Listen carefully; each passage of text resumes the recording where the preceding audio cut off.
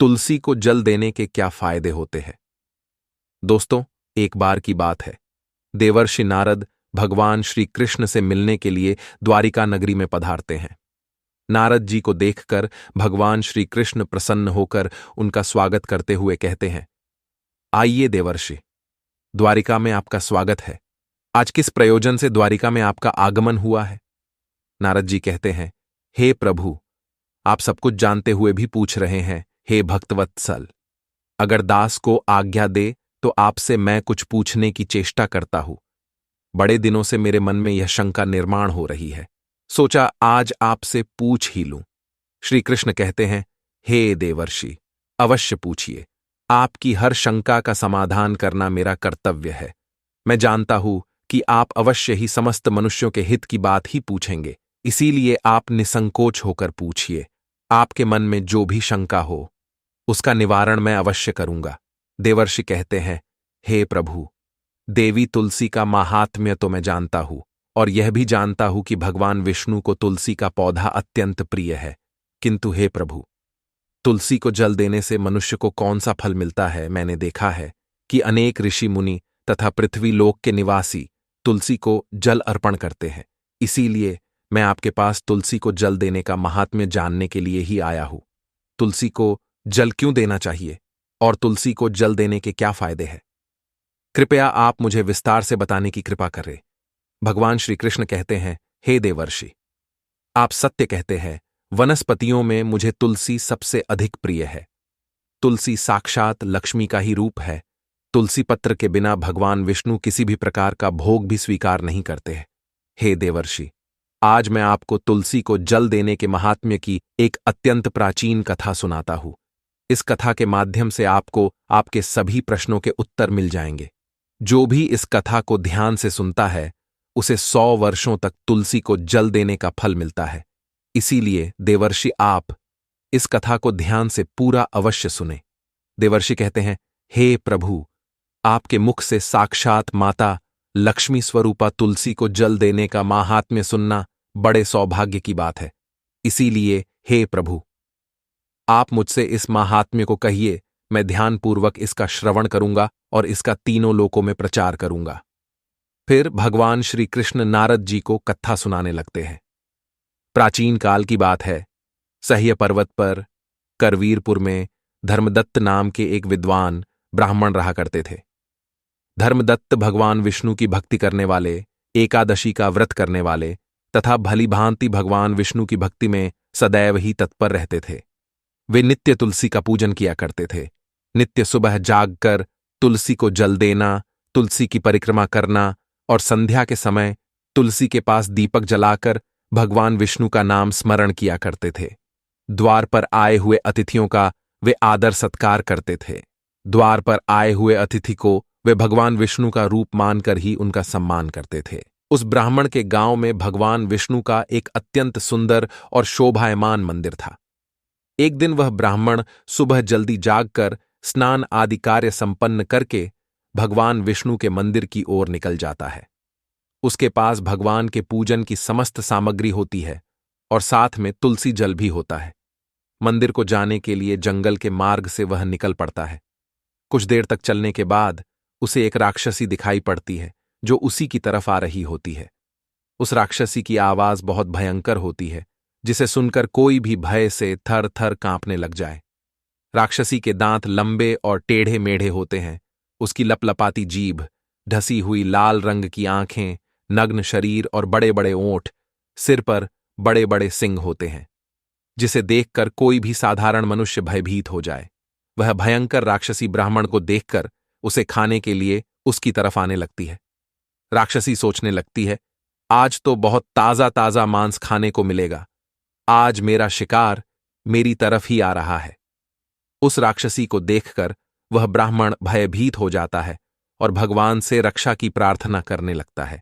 वह ब्राह्मण उस राक्षसी से बचने के लिए झाड़ियों के पीछे छिप जाता है, लेकिन वह राक्षसी उसके नजदीक आ जाती है और कहने लगती है, हे मनुष्य, तू मुझसे बच नहीं सकता, तेरी मृत्यु तय है।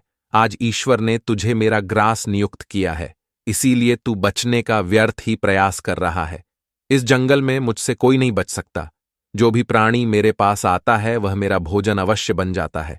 मुझे पता है तू झाड़ियों के पीछे छिपा हुआ है, तेरी आकृति मुझे साफ साफ दिखाई पड़ रही है, इसीलिए तू जल्दी मेरे सामने आ जा। राक्षसी की ऐसी बातें सुनकर ब्राह्मण के पसीने छूटने लगते हैं। वह भय से थर्रा उठता है, उसका अंग अंग कांपने लगता है।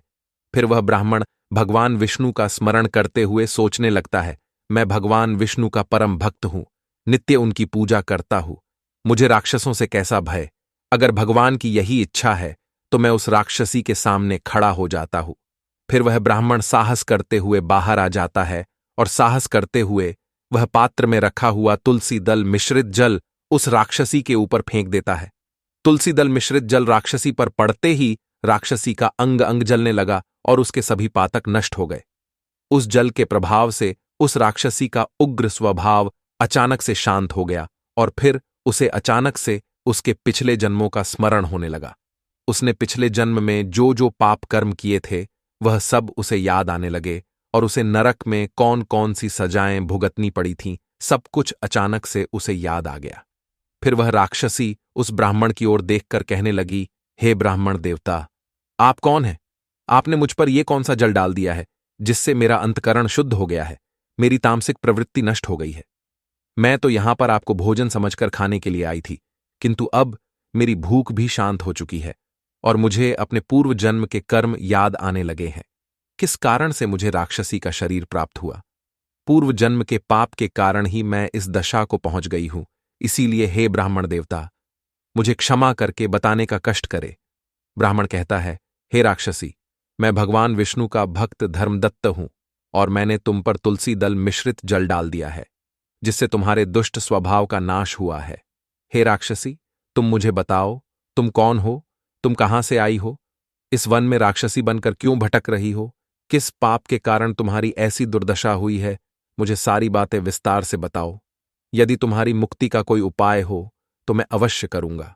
फिर वह राक्षसी कहने लगी, हे ब्राह्मण देवता, मैं आपको मेरे पूर्व जन्म का वृतांत सुनाती हूं।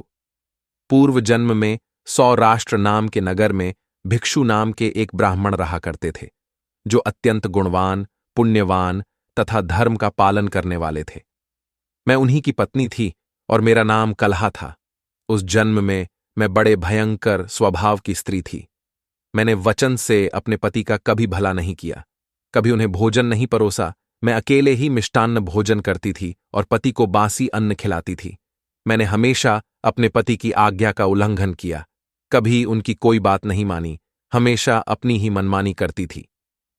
कलह करना मुझे विशेष प्रिय था। मैं सदैव ही अपने पति के साथ कलह करती थी। मैंने अपने पति के माता पिता की कभी सेवा नहीं की, उनके साथ सदैव ही दुर्व्यवहार किया। मेरे पति मुझसे सदा दुखी रहते थे। मेरे आचरण से उन्हें बहुत कष्ट होता था। मेरे दुष्ट आचरण से दुखी होकर मेरे पति ने दूसरी स्त्री से विवाह करने का विचार किया। तब मैंने क्रोध में आकर विष खाकर अपने प्राण त्याग दिए। फिर यमराज के 2 दूत मुझे लेने के लिए आ गए और मुझे पाश में बांधकर पीटते हुए यमलोक लेकर गए। यमदूतों ने मुझे यमराज के सामने खड़ा कर दिया। यमराज का विकराल रूप देखकर मुझे बड़ा भय लगने लगा। मुझे देखकर यमराज ने चित्रगुप्त से कहा, हे चित्रगुप्त, देखो तो सही, इस स्त्री ने अपने जीवन में कौन से कर्म किए हैं? इसने कोई शुभ कर्म किए हैं या नहीं? इसके पाप अधिक है या पुण्य? तब चित्रगुप्त ने मेरे कर्मों का लेखा जोखा देखते हुए कहा, हे धर्मराज, इसने तो अपने जीवन में कोई भी पुण्य का काम नहीं किया है। यह स्वयं मिष्टान्न भोजन करती थी और पति को बासी भोजन खिलाती थी। इसीलिए इसे चमगादड़ के जन्म में डाल देना उचित होगा, जहां पर यह विष्ठा खाती हुई जीवन व्यथित करे। इसने सदैव ही अपने पति से द्वेष किया है तथा इसकी प्रवृत्ति सदा ही कलह करने वाली थी। इसीलिए इसे सुअरनी के जन्म में डाल दिया जाए, जहां पर यह विष्ठा का भोजन करती हुई समय व्यतीत करे। हे धर्मराज, इस पापी स्त्री ने जिस बर्तन में भोजन बनाया उसी बर्तन में हमेशा भोजन किया है। इसी दोष के कारण इसे बिल्ली के जन्म में डाल दिया जाए, जिससे ये अपने ही संतान का भक्षण करने लगेगी। इस स्त्री ने अपने पति को निमित्त बनाकर विषप्राशन करके आत्मघात किया है। इस अत्यंत निंदनीय कार्य के लिए यह कुछ काल के लिए प्रेत बनकर पृथ्वी पर निवास करेगी। इसे दूतों के साथ मरु प्रदेश में भेज देना चाहिए। वहां पर यह अनेक वर्षों तक प्रेत का शरीर धारण करके रहेगी। चित्रगुप्त के द्वारा इस प्रकार से मेरे कर्मों का लेखा जोखा बताने के बाद धर्मराज ने अपने दूतों को आज्ञा देकर मुझे नरक में डाल दिया। नरक में अनेक वर्षों तक सजा भोगने के बाद मुझे अलग अलग प्राणियों के जन्म में डाल दिया गया। इस प्रकार से अनेक पशुओं के जन्म प्राप्त करके अब मैं इस जन्म में प्रेत बनकर घूम रही हूं। प्रेत के शरीर में आकर मुझे 500 वर्ष बीत चुके हैं। इस प्रेत के शरीर में मैंने अनेक निष्पाप मनुष्यों को खाया है और अनेक प्राणियों का भक्षण किया है। फिर एक दिन मैंने भूख प्यास से पीड़ित होकर एक पुरुष के शरीर में प्रवेश किया। उस पुरुष के साथ मैं कृष्णा नदी के तट पर आ गई। वहां पर भगवान विष्णु के पार्षदों ने मुझे उस पुरुष के शरीर से निकालकर बलपूर्वक वहां से भगा दिया। हे ब्राह्मण देवता, तभी से मैं भूख प्यास से व्याकुल होकर प्रेत बनकर इधर उधर भटक रही हूं। आज मैं इस जंगल में अपनी भूख मिटाने के लिए ही आई थी, तब मेरी नजर आप पर पड़ी, किंतु आपके हाथ से मेरे ऊपर तुलसी दल मिश्रित जल पड़ने से मेरे पाप नष्ट हो गए और मुझे मेरे पूर्व जन्म का स्मरण हुआ, जो मैंने आपको सारा सारा बता दिया है। हे विप्रवर, आप मुझ पर कृपा कीजिए, आप कोई पुण्यात्मा दिखाई पड़ते हो, कृपया आप मुझे इस प्रेत के शरीर से मुक्ति दिलाइए। फिर वह धर्मदत्त ब्राह्मण कहता है, हे राक्षसी, तीर्थ स्नान, दान तथा व्रत आदि कार्यों से मनुष्यों के पाप नष्ट हो जाते हैं, किंतु इस समय पर तुम प्रेत के शरीर में हो, इसीलिए ये कार्य तुम नहीं कर पाओगी। तुम्हारी ऐसी दुर्गति देखकर मुझे बड़ा दुख हो रहा है। तुम्हारा दुख देखकर तुम्हारा उद्धार किए बिना मेरे मन को शांति नहीं मिलेगी। मैं भगवान विष्णु का भक्त हूं और मैं नित्य तुलसी को जल देता हूं, तुलसी को प्रणाम करता हूं। शास्त्र कहते हैं कि जो तुलसी को जल देता है उसके समस्त पाप नष्ट हो जाते हैं। इसीलिए मैं तुम्हें मेरा तुलसी को जल देने का पुण्य प्रदान करता हूं। यह पुण्य लेकर तुम उत्तम गति को प्राप्त हो जाओ, ऐसी मैं भगवान विष्णु के श्री चरणों में प्रार्थना करता हूं। इतना कहकर धर्मदत्त ने भगवान विष्णु का स्मरण करते हुए तुलसी मिश्रित जल उस राक्षसी के शरीर पर डाल दिया और कहा, हे प्रभु, मैंने सच्चे हृदय से तुलसी को जो जल चढ़ाया है उसका पुण्य इस राक्षसी को देता हूं, कृपया इसको मुक्ति प्रदान कीजिए। जैसे ही वह तुलसी मिश्रित जल उस राक्षसी के शरीर पर पड़ा, उसका राक्षसी शरीर भस्म हो गया और उसके शरीर से एक दिव्य रूप धारण की हुई स्त्री निकली। वह साक्षात देवी के समान तेजस्विनी दिखाई देने लगी। उसका रूप देखकर ऐसा जान पड़ रहा था कि वह स्वर्गलोक की कोई अप्सरा हो। तब उस स्त्री ने धर्मदत्त को प्रणाम किया और कहने लगी, हे द्विज श्रेष्ठ, आपकी कृपा से मुझे इस पापी शरीर से मुक्ति मिली है। मैं पाप के समुद्र में डूब रही थी, आप मेरे लिए नौका बनकर आए हैं। फिर आकाश से एक दिव्य विमान जमीन पर उतर आया। उस विमान में भगवान विष्णु के 2 पार्षद बैठे हुए थे। उस दिव्य विमान और उसमें बैठे हुए पार्षदों को देखकर धर्मदत्त को बड़ा विस्मय हुआ। उसने उन पार्षदों को प्रणाम किया। ब्राह्मण को प्रणाम करते हुए देखकर वे पार्षद कहने लगे, हे ब्राह्मण, तुम्हें धन्यवाद है, क्योंकि तुम सदा ही भगवान विष्णु की आराधना में संलग्न रहते हो, अतिथियों का सत्कार करते हो। तुम धर्मात्मा हो और एकादशी के व्रत का अनुष्ठान करते हो। तुमने बचपन से लेकर आज तक तुलसी को जल दिया और उसकी सेवा की है। तुम्हारे पुण्य के दान से ही यह राक्षसी पाप से मुक्त होकर विष्णु लोक को जा रही है। जब तुम्हारे इस शरीर का अंत होगा, तुम अपनी पत्नी के साथ भगवान विष्णु के धाम वैकुंठ लोक में जाओगे और उन्हीं के समीप चिरकाल तक निवास करोगे। श्री कृष्ण कहते हैं, हे देवर्षि, इस प्रकार से तुलसी को जल देने का पुण्य प्रदान करके धर्मदत्त ब्राह्मण ने उस राक्षसी को मुक्ति दिलाई है। भगवान श्री कृष्ण कहते हैं, हे देवर्षि, वनस्पति नाम तुलसी, मासा नाम कार्तिकः प्रिय, एकादशी तिथि नाम चक्षेत्राणाम द्वारका मम। वनस्पतियों में मुझे तुलसी प्रिय है, मास में कार्तिक मास, तिथि में एकादशी और क्षेत्र में मुझे द्वारका प्रिय है। इसीलिए जो मनुष्य नित्य तुलसी की पूजा करता है, तुलसी को जल देता है, वह मुझे सबसे अधिक प्रिय है। उस मनुष्य की कभी दुर्गति नहीं होती है, वह कभी नरक में नहीं गिरता है। जिन घरों में तुलसी का पौधा सदैव ही हरा भरा रहता है, उस घर में सुख शांति और समृद्धि बनी रहती है।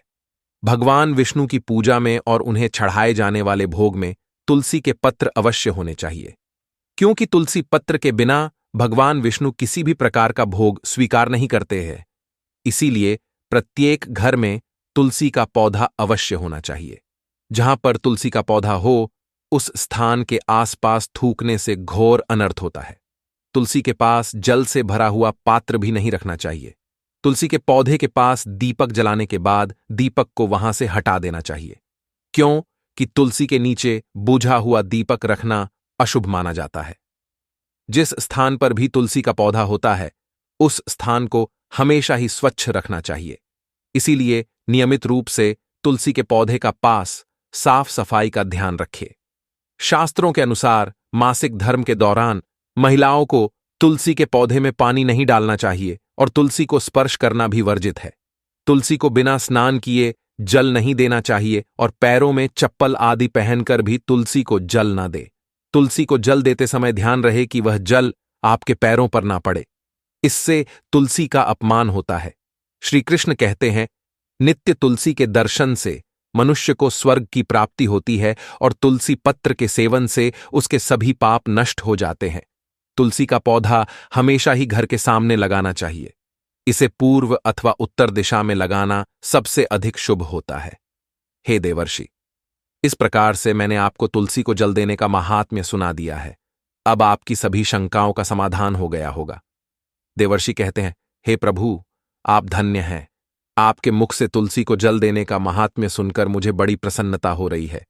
इस कथा का श्रवण करके मेरे मन की सभी शंकाओं का समाधान हो गया है। अब मैं इस कथा का तीनों लोकों में प्रचार करूंगा।